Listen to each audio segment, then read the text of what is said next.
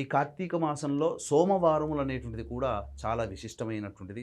ముఖ్యంగా ఈ కార్తీక మాసంలో అంటే ఆహారం జీర్ణమవ్వడం అనేటువంటిది కాలానికి అనుగుణంగా జీర్ణశక్తి తక్కువగా ఉంటుంది ప్రతి మానవుడికి. కాబట్టి నక్తవ్రతం అనేటువంటిది ఈ యొక్క కార్తీక మాసంలో చెప్పబడింది. ఉపవాసము అంటే సూర్యోదయం ప్రభృతి సూర్యాస్తమయం వరకు కూడా ఎటువంటి ఆహారములు భుజించకుండా తదనంతరం నక్షత్ర దర్శనం చేసుకొని ఫలాహారముతో భోజనం చేయడం అనేటువంటిది మాసమంతా చేసేటువంటిది ఉపవాస నియమ వ్రతం.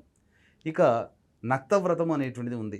ఇదే విధంగా సూర్యోదయం నుంచి సూర్యాస్తమయం వరకు కూడా ఈ యొక్క ఎటువంటి ఆహారము భుజించకుండా ఉండి రాత్రిపూట భోజనం చేసేటువంటిది నక్తవ్రతం.